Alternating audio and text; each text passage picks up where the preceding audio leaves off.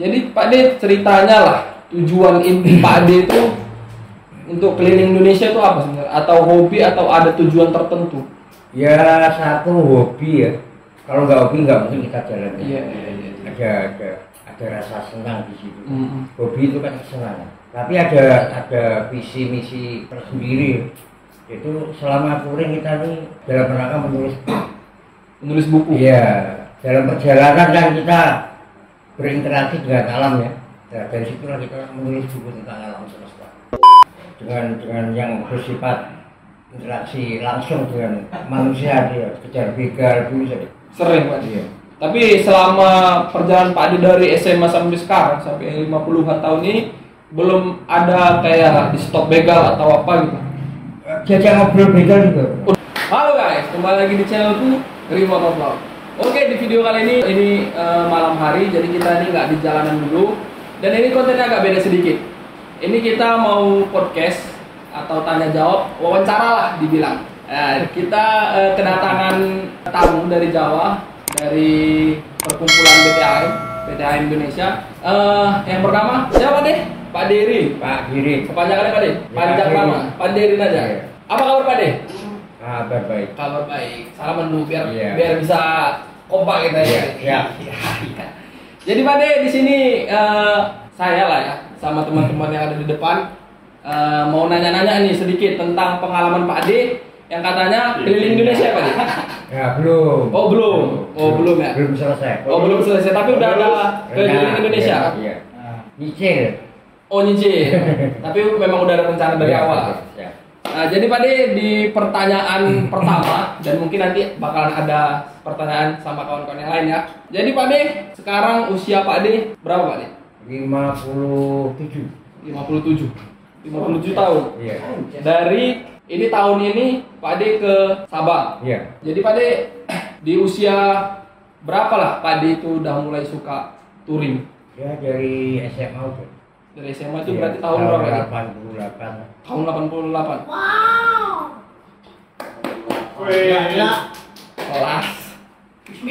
Jadi tahun 88 sampai sekarang Pak De. Memang udah suka hobi dari Iya. dulu ya. Iya. Cuman kalau dulu kan belum banyak komunitas, klub belum banyak. Berarti memang suka keliling-keliling aja Iya. ya. Jadi Pak De untuk motivasi Pak De apa sebenarnya kok suka untuk keliling dunia gitu? Ya kalau keliling dunia enggak ya. Cuman Indonesia iya, Indonesia maksudnya. daripada dunia. Iya Indonesia. Ya bisa juga keliling dunia karena Indonesia bagian dari dunia. Iya benar.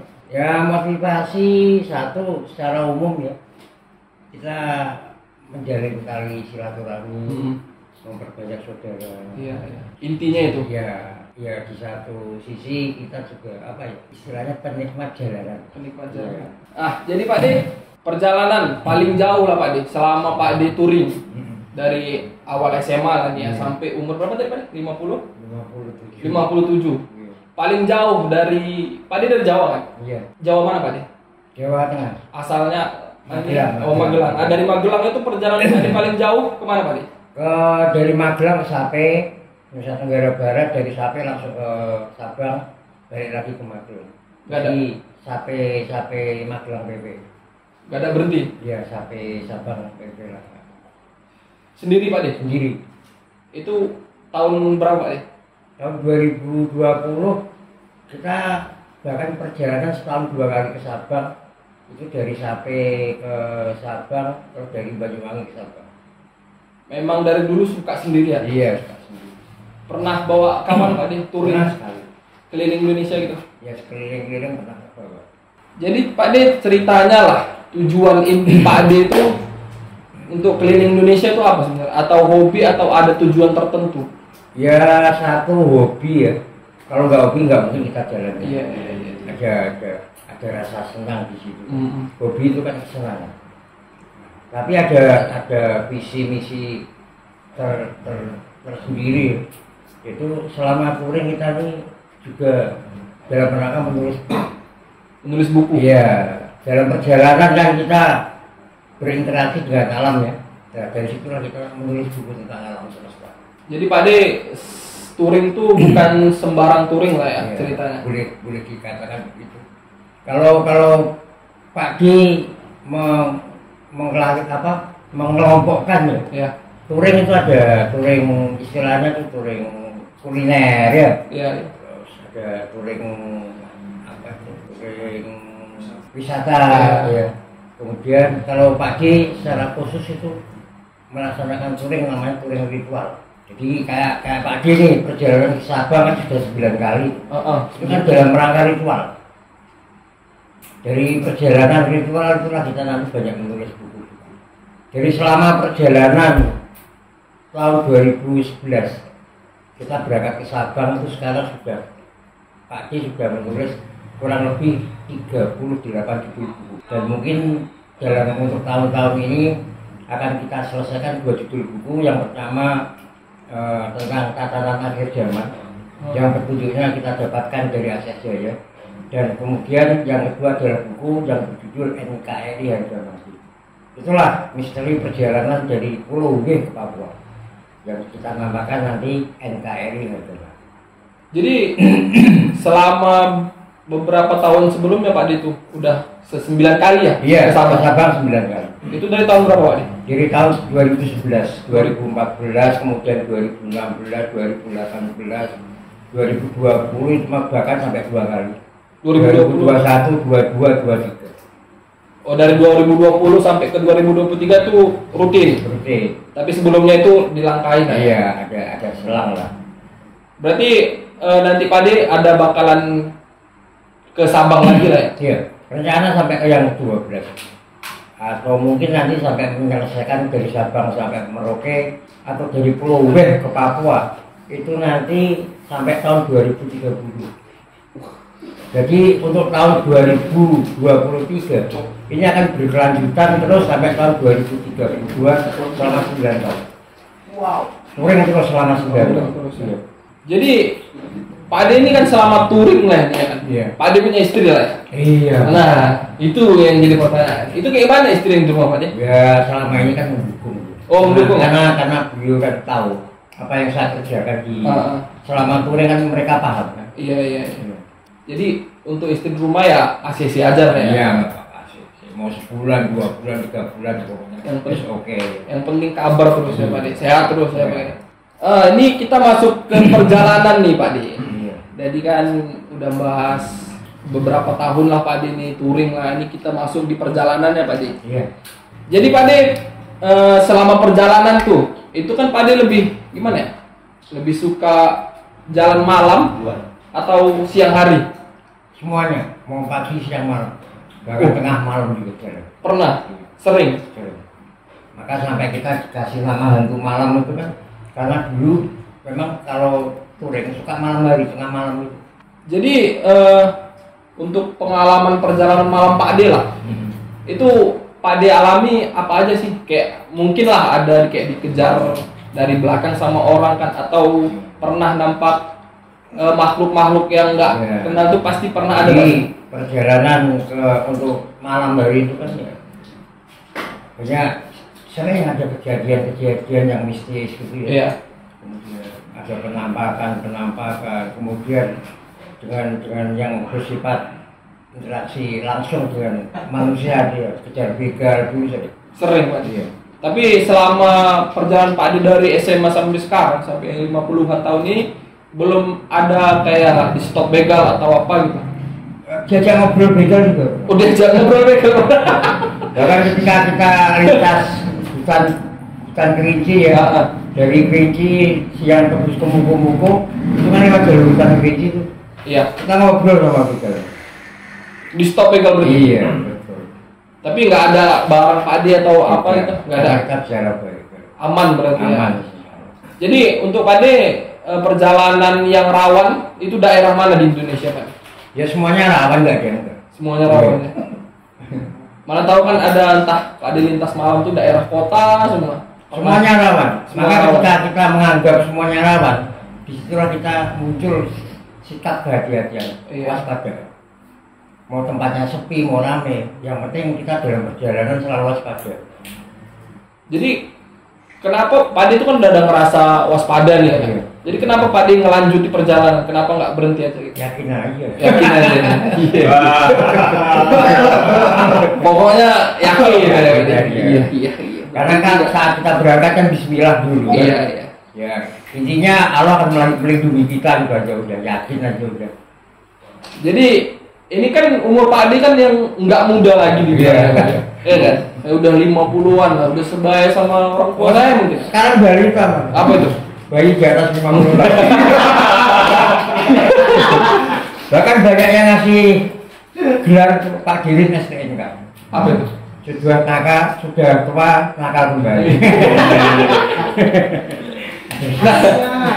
Jadi kan kayak umur Pak Ade ini kan udah nggak muda lagi kan. Jadi selama perjalanan itu Pak Ade nggak ada ngerasa badan sakit atau apa gitu. Yang namanya manusia wajar ya, apalagi udah faktor usia, pasti yang namanya sakit, pegel-pegel, capek, kelelahan pasti ya. Iya.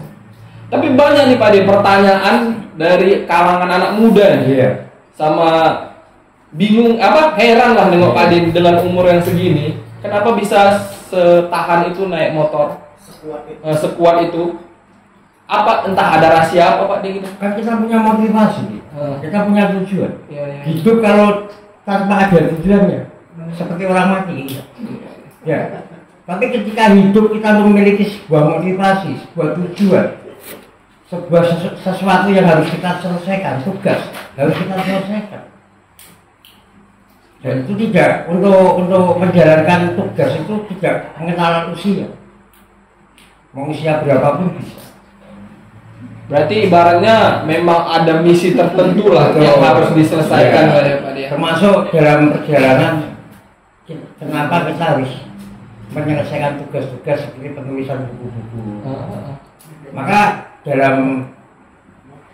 selama perjalanan di tahun yang sekian ini ya, sampai tahun 2023 kita sudah hampir menyelesaikan 38 judul. 38 Betul. Dan itu tidak banyak diketahui banyak orang.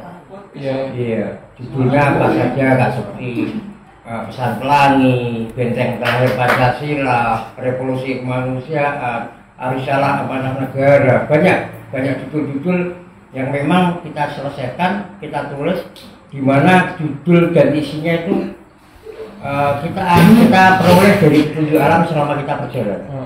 Jadi judul buku itu untuk Pak Ade sendiri lah ceritanya gitu, atau boleh dijual belikan gitu? Oh tidak. Oh enggak. Iya. Berarti karena buku-buku Pak Ade itu rata-rata berisi tentang tatanan. Gimana Pak Ade? Berisi tentang tatanan. Tatanan alam semesta. Oh. Tapi kalau misalnya orang datang ke rumah Pak Ade itu boleh baca? Boleh baca. Cuman nggak boleh dijual Boleh belikan. dibawa pulang nggak boleh. Oh, nggak boleh. Di fotokopi pun nggak boleh. Nggak boleh. Maupun dia maksa atau izin nggak boleh juga ya Pak Ade. Dibayarin nggak boleh. Nah, dengar cerita nih Pak Ade ya. Unit. Dengar cerita dari mana? Dengar cerita lah, bahwa kita kan satu ini ya perkumpulan kan. Iya. Kan dengar cerita dari saudara juga lah, Iya. orang-orang terdekat kan. Unit Pak Ade itu kan ada beberapa. Nah, ada berapa unit Pak Ade yang untuk touring lah. Yang untuk touring itu yang sudah sampai ke Sabang itu ada 3. Iya. Itu motor apa aja Pak? Vario yang saya namakan Sibelang dari Iya. Sumatera itu udah 1 kali ke Sabang. 1 kali. Oh, baru sekali Pak? Ya, kemudian yang motor C70 basicnya Grand tahun 1996 itu udah 5 kali ke Sabang. Dari Magelang. Kadang dari Banyuwangi, dari Denpasar, dari Nusa Tenggara Barat, terus kemudian dari Magelang sampai ke Sabang. Iya. Pulang pergi gitu. Dan yang ketiga itu motor Supra. Yang sekarang ini yang udah ketiga kali. Jadi total perjalanan ke Sabang dengan 3 unit itu sudah 9 kali. Jadi pasti orang kaget sih kan Pak Ade. Iya. Nengok Pak Ade itu bawa unit Kagetnya Supra. gini, gitu Iya, ya. pasti. Enggak lah, mempertanyakan ini Pak Ade, mempertanyakan kan.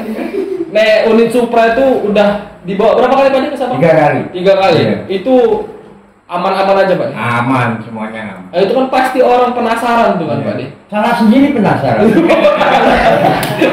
Jangan, nggak boleh penasaran. Oh jadi Ya biasa-biasa. oh biasa. Jadi kok orang nanya gitu Pak De? Kalau orang nanya ya dijawab. Kalau nggak ada yang nanya ya nggak. Oh. Ya nggak bisa jawab.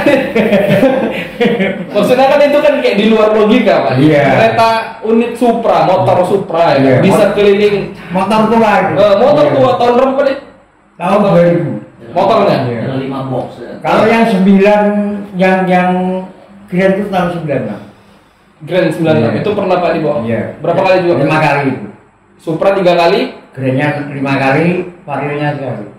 Dan nanti tahun 2024 yang Vario berangkat lagi ke Sabang, yang untuk yang ke-10 itu dalam rangka purna tugas. Yang Vario, Iya, yang setelah Vario. itu selesai masuk museum. Varionya. Iya. Oh nanti bakalan kita tunjukkan di dalam video ini ya Pak De. Iya. Unit Pak De itu yang Boleh. selama Pak De bawa keliling Indonesia lah ya. Boleh. Jadi Asal jangan dijual. oh,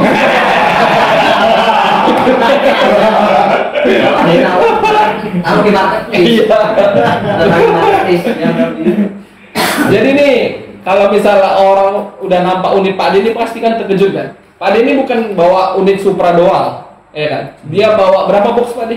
5 box. 5 box, depan 2, Dua, belakang belakang 3. Itu beratnya kayak gimana Pak De? Ya, biasa-biasa saja. Biasa aja Pak De bawa. Kalau orang berat kan mereka merasa itu berat. Iya. Tapi saya Pak juga merasa berat. Biasa saja.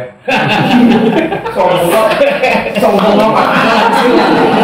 Buktinya Pak De bisa berangkat kan dari Banyuwangi ke Sabang.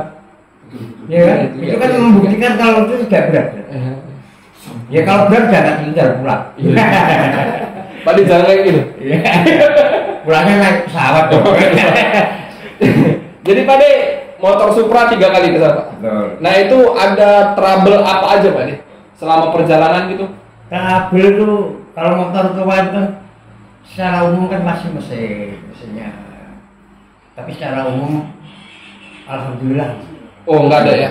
Karena sebelum berangkat tuh biasanya kita sudah cek dulu mesin. Berarti Pak De sebelum berangkat itu memang unit itu dibuat sehat betul-betul lah. Betul. Berarti sebelum berangkat tuh waktu pakai harian itu pun udah di servis rutin Betul. lah ya. Jadi sebelum berangkat kita biasanya kita masukkan tinggal dulu. Kita kontrol, kita cek dulu. Ada kekurangannya apa itu kita benahi dulu. Jadi setelah di 3 unit Pak De ini, Iya. waktu Pak De bawa ke keliling Indonesia lah nih bilangnya. Iya. Trouble paling yang parah lah ada Pak De? Ya paling yang pernah parah itu ya, biasanya di mesin untuk yang Supra sekarang yang saya bawa ini kan kemarin karyanya sempat turun mesin. Otot mesin. Ganti ring cycle. Daerah Walaupun dari rumah sudah kita prediksi. Ini nanti motor masuk Sumatera turun mesin. kok bisa tahu Pak De? Ya tahu dong. Iya. Saya yang punya motor. Iya. Jadi ini tahu kok bisa mau dibawa Pak De? Kok memang tahu itu motor bakal Ya kalau kita dibenahi di rumah dulu kan waktunya udah mepet. Oh. Kapan cuma kita prediksi ini nanti motor di Sumatera masuk Sumatera harus turun mesin. Karena waktu berangkat udah full. Jadi kita paksa berangkat, tapi kita sudah persiapan, kita prediksi, kita siapkan dananya untuk perbaikan ring cycle-nya, turun mesin. Jadi kenapa nggak bawa unit yang lain Pak De? Kenapa harus Supra? Kan yang minta berangkat Supra. Oh. Berarti unitnya sendiri yang minta? Iya, Ya? gitu. Bukan Pak De, bukan kemauan Pak De. Bisa kayak gitu ya. Jadi kan Pak De, di tahun ini kan Pak De itu dari Jawa ke Sabang nih. Iya. Ya kan? Nah, untuk perjalanan tahun ini dari Jawa ke Sabang tuh berapa hari atau berapa malam, berapa bulan gitu Pak De? Untuk tahun ini ya? Iya, kita perkirakan antara 2 sampai 3 bulan. 2 sampai 3 bulan. Berarti Pak De berangkat dari Jawa tuh kemari bulan Juni. Tanggal 19 Juli. 19 Juli. 19 Juni ya. Juni. Sebelum 1 bulan berarti Pak De? Iya, Ini tahun berapa? 25. Udah 1 bulan lebih ya. Itu Pak De di kereta tuh non-stop atau berhenti gitu? Ya berhenti, kadang-kadang mampir ke anak-anak. Kalau enggak ya langsung aja. Kalau misalnya perjalanan pergi nih Pak De, Iya. itu mampir Pak De rest istirahat lah. Paling lama berapa hari dikondisikan orang sana? Gitu? Rata-rata paling sehari semalam. Karena mau ngejar waktu. Iya.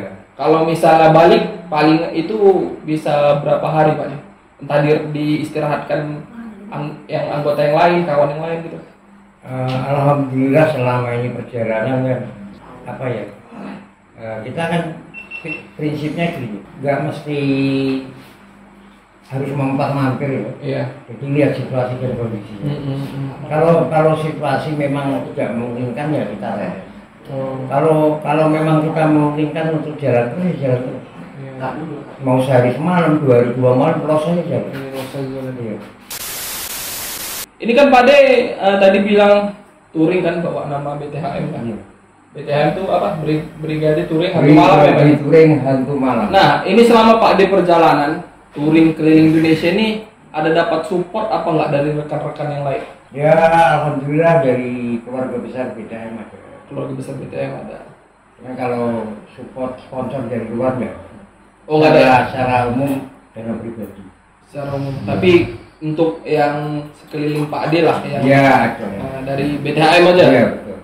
Dari komunitas lain nggak ada berarti. Tapi yang kenal Pak De dari komunitas lain banyak. Ada.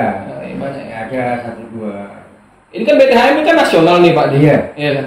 Nah, ini di Indonesia ini ada berapa chapter? Kalau di BTHM itu istilahnya bukan chapter. Divisi. Oh, divisi. Iya, divisi Medan, Iya. divisi Deli Serdang, Iya. Binjai dan lain-lain. Karena kalau pengen tahu apa itu BTHM Indonesia, nanti arahnya ke disebutnya divisi.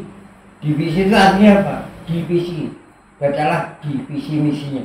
Maka di anggaran dasar rumah tangganya disebutkan ada visi misinya. Kan? Iya. Itulah yang kita akan tahu apa itu BTHM. Dimana kalau Brigade Touring Hantu Malam ini kan sebenarnya memiliki makna juga. Iya. Kayak Brigade Touring, brigade itu pasukan. Kelompok biker yang kita sebut personil. Iya. Touring itu itu perjalanan, ring itu lingkaran. Iya. Jadi personil BTHM Indonesia kalau touring itu dalam rangka membangun tali silaturahmi yang di dalam lingkaran itu sesama personil, sesama BTHM Indonesia. Tapi kita juga punya kewajiban untuk membangun tali silaturahmi di luar BTHM Indonesia. Itulah dimaksud ring tadi. Nggak harus di dalam. Ya, jadi dua-duanya baik di dalam dan keluar. Dan hantu malam itu adalah hanya kepada Tuhan kita meminta perlindungan dan pertolongan siapapun Tuhannya. Karena di BTHM ini kan semua agama ada, yang Kristen ada, Hindu ada, Buddha ada, Islam ada. Maka apa yang kita sebut hanya kepada Tuhan ya Tuhan yang kita sebut. Iya. Kalau yang Kristen ya siapa Tuhannya, yang Islam siapa Tuhannya. Disitulah kita akan meminta perlindungan dan pertolongan. Sedangkan malam itu artinya kan matikan lampu. Iya. Malam itu identik dengan kesunyian. Iya. Maka dalam kita berinteraksi dengan Tuhan tadi, meminta perlindungan dan pertolongan, itu hati kita harus sunyi, sepi, gelap tadi. Tetapi di dalam kegelapan kita bisa melihat cahaya terang. Karena untuk melihat Tuhan, maka hati kita harus benar-benar suci, bersih, sunyi, sepi gitu. Jadi BTHM nih Pak De, yang setahu Pak De lah, ini mungkin kan udah banyak nih ya, Ya. banyak nih divisi mana aja. Hampir 100 divisi di seluruh Di Indonesia. seluruh Indonesia sampai Iya. 100 divisi. Sampai. Daerah Sumatera tahu Pak De berapa divisi? Sumatera itu banyak udah. Lupa lah. Kayak Aceh itu ada Meolabo, Blangpidi, Aceh, Sabang, kemudian di Padang juga ada, di Pekanbaru Riau, Balaraja, Sungai Lilin, sampai Lampung juga banyak. Pokoknya Pak De nggak bisa ngingat. Ya. Kalau udah sampai saking banyaknya nih Pak De ya. Kadang lupa lah. Iya. Di Sulawesi ada sesudahnya Natuna itu apa ya? Bangka Belitung ada. Bangka Belitung. Iya. Kalimantan ada juga. Kalimantan ada, Ada Sulawesi ada. Masamba ada, sampai Masamba juga. Berarti seluruh Indonesia. Ya, dan ini rencana akan berdiri di Sorong, Sorong. Papua. Ya. Untuk sekarang belum ada ya? Belum dalam masih persiapan untuk membentuk divisi di Sorong. Yes, mantap Pak Adi.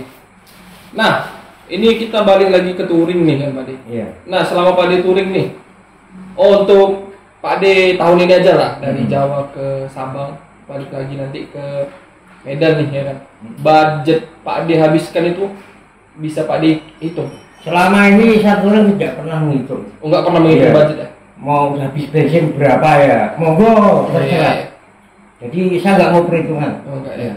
Terus mau habis berapa? Biasanya itu kalkulasi akan tahu setelah pulang sampai rumah. Jadi masuk ATM berapa, keluar berapa, kan ada sisa berapa, kurang berapa, baru ketahuan habis berapa. Baru ketahuan semua Iya, nih iya. Pak Adi ya. Tapi rata-rata di atas 10 juta gitu. Di atas 10. Itu dari Jawa ke Sumatera lah. Iya. Kalau Bolak bisa. balik keliling selama Iya. keliling 2 bulan 3 bulan itu sampai 10-15 juta habis. Lebih dari situ pernah? Pernah. Itu pasti keliling Indonesia lah ya. Yang kayak Pak Adi bilang tadi dari mana? Dari Sape ya. Iya. Dari Sape ke Jawa terus ke Sumatera ke Sabang itu kan. Jadi Pak D touring itu bukan untuk pribadi ya. Iya. Karena dalam perjalanan itu juga kita kadang-kadang masih ngurusin yang lain. Mungkin ya Pak D nggak pamer ya. Pernah itu kita ngawal anak-anak Vespa dari Palembang sampai ke Sabang. Karena waktu ketemu di pom bensin itu kita tanya kok nggak berangkat, nggak ada bensin, nggak ada apa. Akhirnya tak suruh berangkat semua biaya tak tanggung tenang. Nah jadi selama Pak D touring lah ini ya kan. Mungkin tuh pasti ada menghabiskan oli atau untuk di ke Sumatera ini lah dulu ya kan Pak D.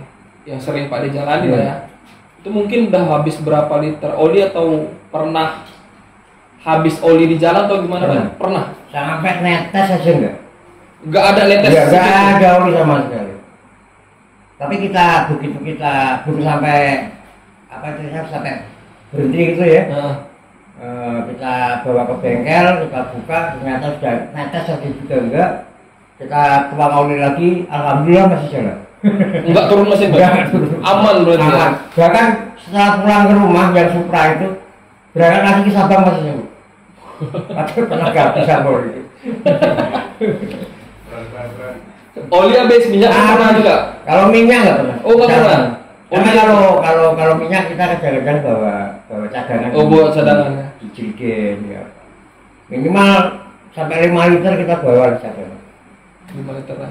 Karena pun dilihat dengan kondisi kedepannya juga ya Pak. Iya. Hutan-hutan juga ya. Cuman kalau yang Supra yang sekarang tangkinya double, ada tangki cadangan. Sekarang isi 16 liter gitu. Supra ini Pak. Iya. Ih, Bahkan ketika berangkat dari Magelang sampai Kalianda, ya itu tidak pernah ngisi bensin sama sekali. itu berapa kilometer? Nggak tahu ya. Oh. Karena saya nggak pernah hitung kilonya berapa. Berarti Supra itu bukan mesin standar lagi dibilang? Standar mesinnya. Oh, mesin Iya. mesin standar. Iya. Cuman yang Ada tambahan tangkinya. tangki doang. Iya. Yang lain Pak nih? Kapasitas tangki untuk dalam sama luar itu 16 liter. Bahkan kemarin pulang saya ngisi dari Sabang atau dari Banda Aceh ya, ngisi pertalite sampai sekarang ini belum ngisi lagi. Dan tangki masih penuh yang di dalam, masih indikator masih di atas full, belum ngisi. Dari Sabang sampai? Dari Banda Aceh, Oh, dari Banda masuk Banda Aceh saya ngisi pertalite full tank. Full.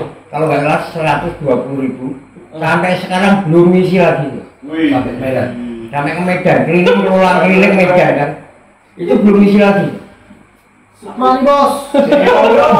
Lagi kita ini mobil. Orang boleh percaya boleh juga.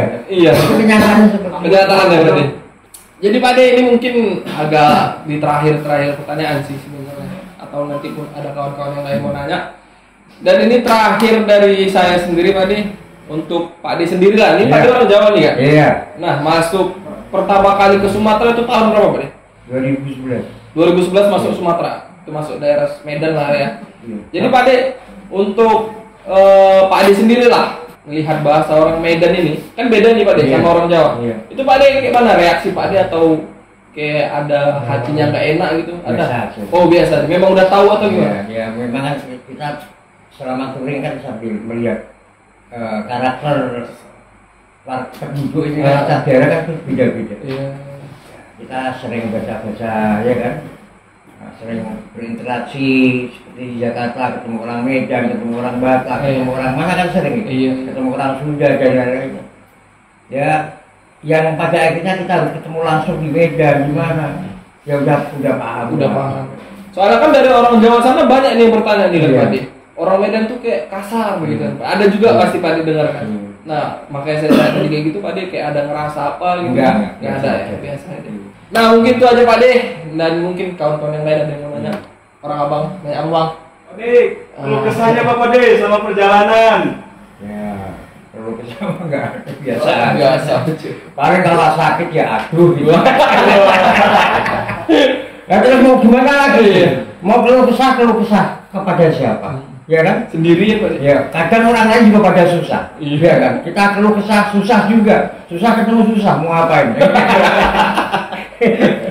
Pak De, Ya, siap. untuk Pak De perjalanan ini kira-kira untuk kita juga nih ya kan sesama anak motor ya.